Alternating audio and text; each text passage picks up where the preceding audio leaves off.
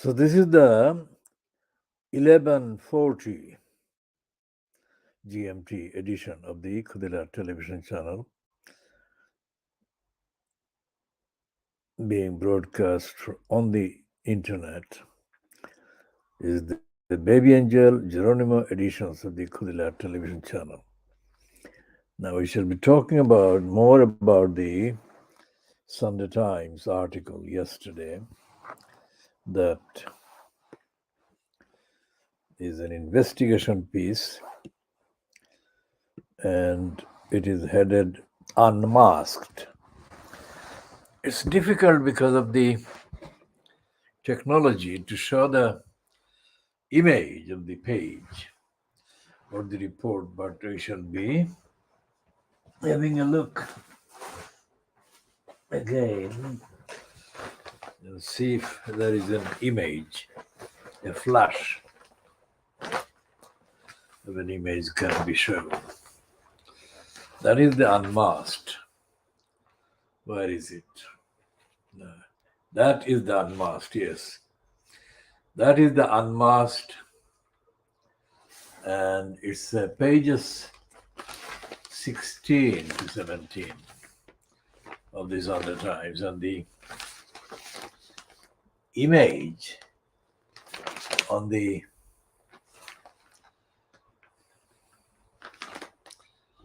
last one shown is the face of Michelle Mone.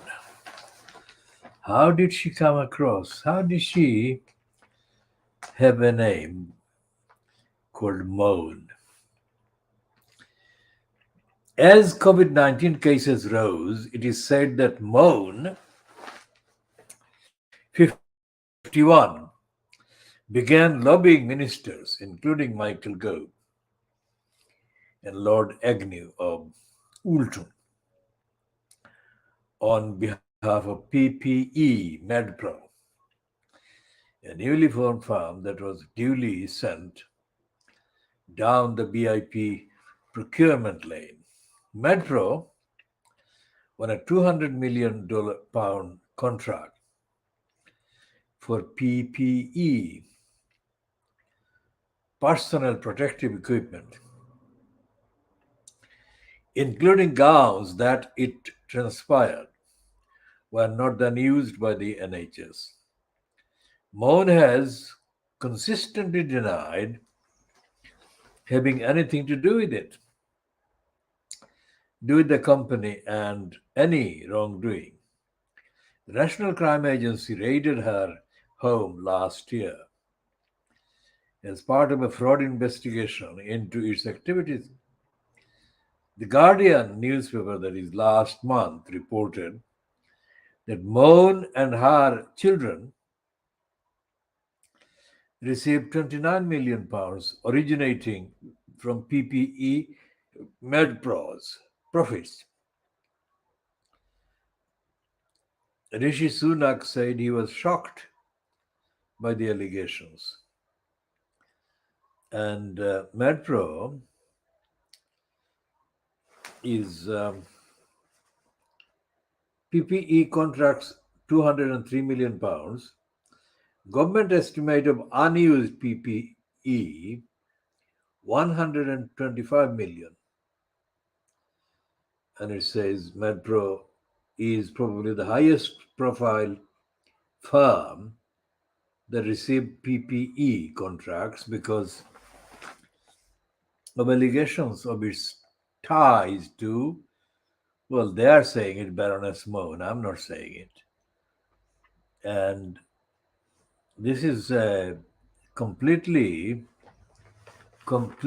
typical conservative corruption case. The self-made multimillionaire grew up in Glasgow's East End, set up her own business after becoming redundant aged 23, and made her money selling weight loss pills, fake tan products, and lingerie. David Cameron alighted on her As a symbol of the entrepreneurial spirit his government was seeking to foster and made her a conservative peer in 2015. 2015. Was it before? It must have been before. No, it couldn't have been before. It must have been after. Shamima Begum and her two school friends were reported first to have crossed into Syria in February 2015. So was Moan deposited in the House of Peers by David Cameron after the election commissioner, Richard Morey, condemned Luthuraman and banned him for 5 years from public office. Along with Luthuraman, of course, the only other banned person was Alibor Chaudhry, who too was banned for 5 years. That's it. There was no action taken against Luthuraman or Alibor Chaudhry, despite the unearthing during the hearing of the objection petition against Luthuraman. The hearing contained allegations, evidence of Luthuraman abusing his position. And as the then community secretary, which is the kind of department effectively, it has been the most frequently changed department, that is to say, frequently renamed, not changed, but renamed department. Tony Belayar had created the title DEFRA, I think. And the longest serving or longest in post at DEFRA was, of course, the moron John Prescott. And the occupant in November 2014 in the post of Secretary of State at DEFRA was Eric the Pickles. And Eric the Pickles received a report from the Price Waterhouse Cooper of accountancy business. In due course, we shall be examining the corruption and fraud in the accountancy kind of firms. Anyway, this particular commission of the firm, PwC, by the Secretary of State for Housing and Communities, etc., which is Eric Pickles, this reported widespread misuse of the position of mayor by Luthuraman and persistent evidence of Luthuraman neglecting his duties to the child. The child, what is it called? The child safety, safeguarding children duties owed by the local council. Safeguarding children duties owed by the local council. Now, they're saying in the latest round on Shamima Begum that a Yazidi woman who was among the sex slaves, captured by the so-called Islamic ISIS. The Yazidi woman, who is a sex slave, is reported to have said that she does not want to name names because of repercussions in the aftermath.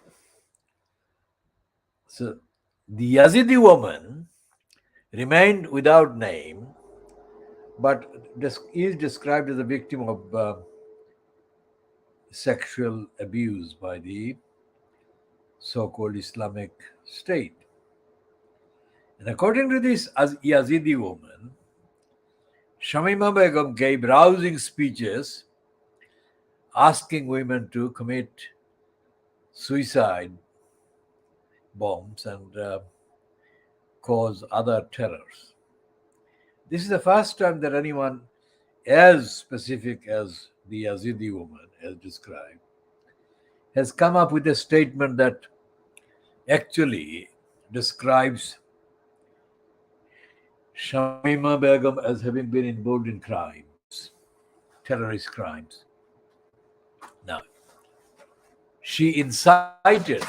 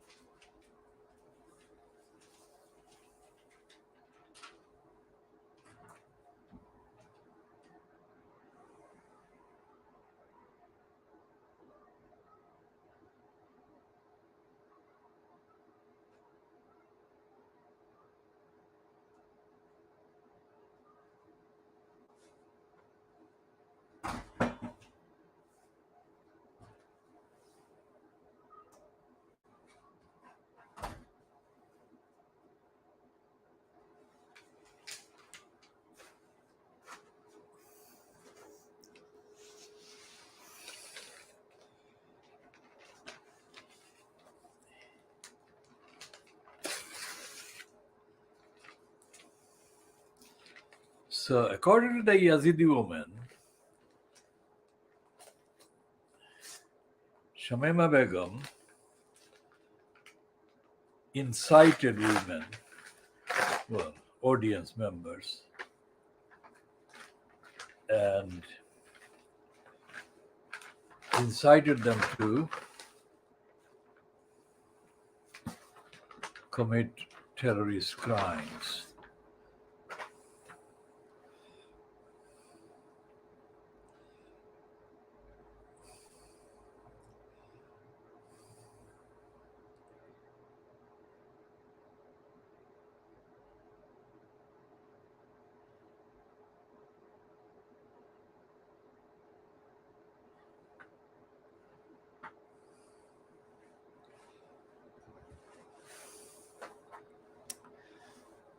And that is the first time that any such allegation has been made against Shamima Begum. Now, this is something that has come through the so-called filmmaker, documentary maker, another white man, Western man. Now, it's interesting that no other so-called witness has made any allegation. And this is the point where we shall end this particular edition. We shall continue not long after this break we are having to take. This would be what, 14 minutes? This is 14 minutes long.